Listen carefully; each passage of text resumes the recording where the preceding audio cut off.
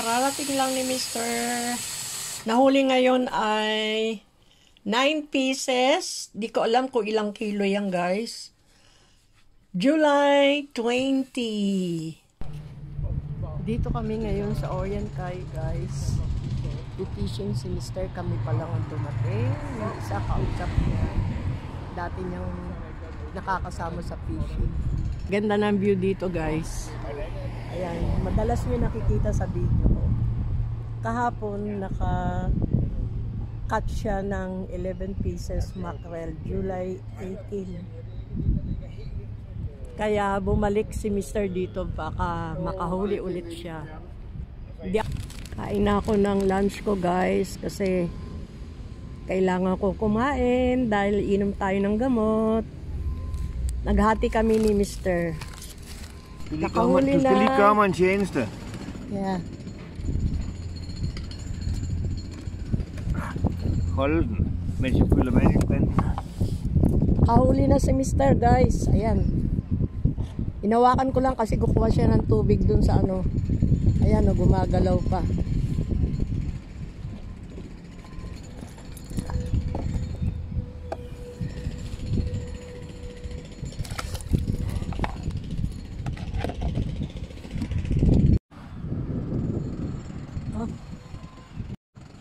Dalawang matanda, guys, panay ang huli na isda. May nahuli sila, guys, ayan. Nakadalawa na sila.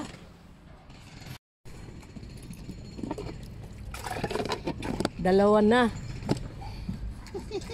Guys, meron na naman sila nahuli. Ayan, oh. Ayan, nahuli na naman sila. Ang galing ng dalawang matanda. Mag-asawa. Oops, si Mr. meron din.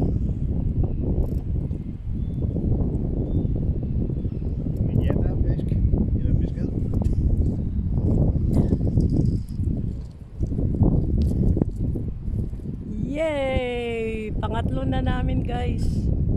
Ayan, oh.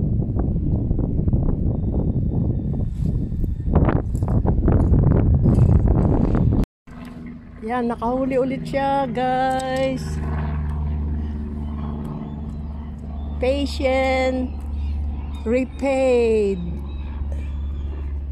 Ayan, oh. Pang ilan na yan? Pang 4. Yan yung ginagamit naming bait. Maliit na isda, guys. Binibili rin yan. I go to the bank and change this for a bigger one. Yeah. You use the small fish for a bigger one. Like mackerel. Det er sjovt som den drillede, den der.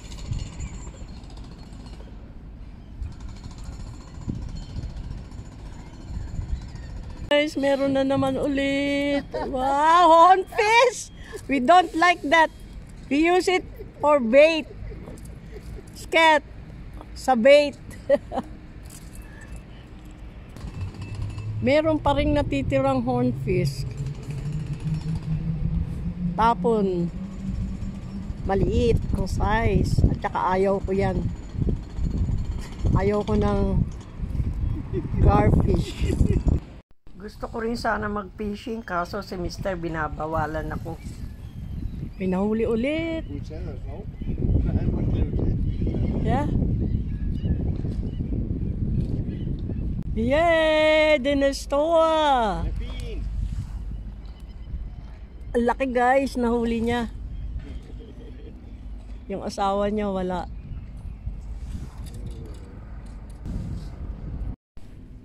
Mukhang nag-stop ang fishing, guys. Wala silang nahuhuli. 30 minutes na wala pa rin. Nadagdagan ng isang nagpi-fishing.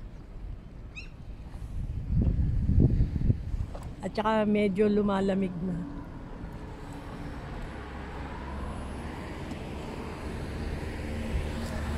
Nagpahinga yung mga mga isda.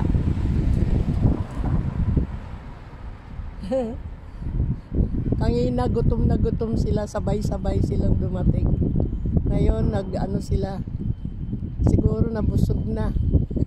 Mamaya babalik ulit yan. Ganyan ang pagpipishing dito guys. Hindi yung sunod-sunod. Minsan, pag maramihan talaga. Pero nung wala pang mga ferry boat dito, talaga ito yung lugar ng fishing area ng mackerel. Ang dami talaga nagpipishing dito guys. Pero simula nang dumating yung ferry boat, kukonting isda na lang. Siguro ano sila yung naiingayan. Kasi nga may nagsisailing na boat. So, tiyagaan lang. Hintay pa rin kami kung ilan ang mahuhuli namin. Yan lang talaga libangan namin pag summer. Tsaka driving.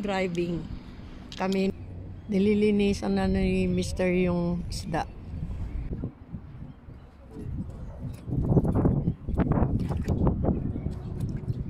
Galing niya maglinis ng isda. Ang bilis.